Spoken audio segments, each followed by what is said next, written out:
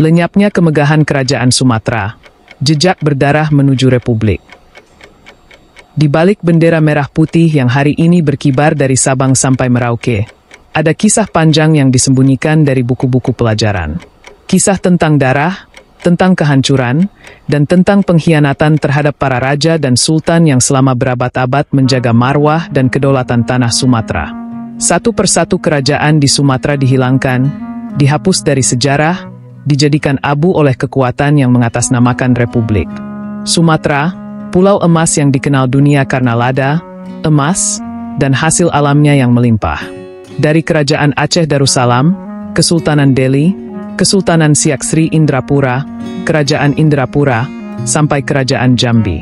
Semuanya pernah berdiri megah, memiliki sistem pemerintahan, armada laut, hukum syariat, bahkan diplomasi luar negeri yang mengagumkan.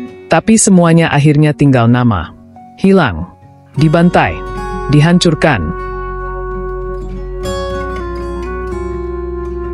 Lalu, siapa pelakunya? Apakah Belanda? Ataukah Jepang? Tidak. Yang paling menyakitkan, pembantaian besar-besaran terhadap raja-raja dan keluarganya justru terjadi setelah Indonesia merdeka. Di era di mana Republik mulai menata diri, justru tanah Sumatera berubah menjadi ladang pembantaian simbol-simbol kerajaan.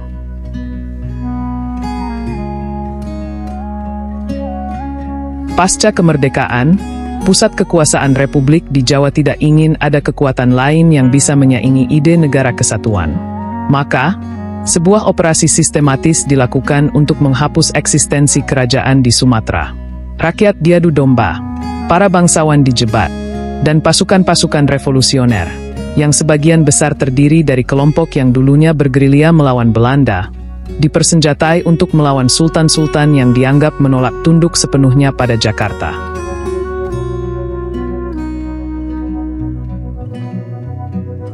Kesultanan Siak, misalnya, mengalami tekanan politik dan militer luar biasa hingga akhirnya menyerahkan diri secara paksa.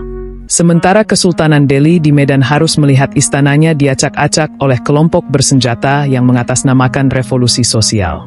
Tidak sedikit anggota keluarga kerajaan yang dipenggal di depan rakyatnya sendiri. Perempuan dan anak-anak bangsawan diarak, dipermalukan, lalu dibuang begitu saja ke sungai.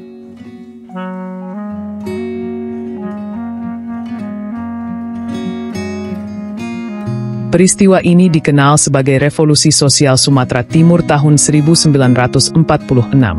Kelompok-kelompok bersenjata seperti Laskar Rakyat, yang sebenarnya dimotori oleh paham-paham kiri yang dibawa oleh sebagian tokoh PKI dan kelompok radikal nasionalis, menjadi alat untuk membantai habis simbol-simbol kerajaan. Di Aceh, tempat di mana Islam dan kemerdekaan berjalan berdampingan selama ratusan tahun, Kerajaan Aceh Darussalam dipaksa menghilang dalam diam. Banyak ulama yang kemudian dibungkam, termasuk keluarga keturunan sultan, demi menciptakan tatanan baru bernama Negara Kesatuan. Di balik jargon, demokrasi, revolusi, dan kemerdekaan rakyat, sejatinya yang terjadi adalah penghancuran sistem lama yang dipandang mengganggu kontrol pusat. Tak ada tempat bagi raja, tak ada tempat bagi sultan. Semua harus tunduk pada Jakarta. Dan semua yang menolak akan dicap anti-revolusi. Yang menyedihkan, banyak generasi muda hari ini tidak tahu bahwa Sumatera dulunya adalah tanah kerajaan besar. Sejarahnya dipotong, dibungkam, dikaburkan. Sebab jika generasi hari ini tahu bahwa nenek moyangnya pernah hidup dalam sistem yang terhormat, mereka mungkin akan bertanya, mengapa kita harus tunduk pada sistem yang tidak adil ini?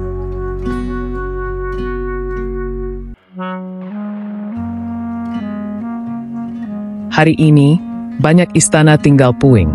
Banyak garis keturunan raja hidup dalam kemiskinan.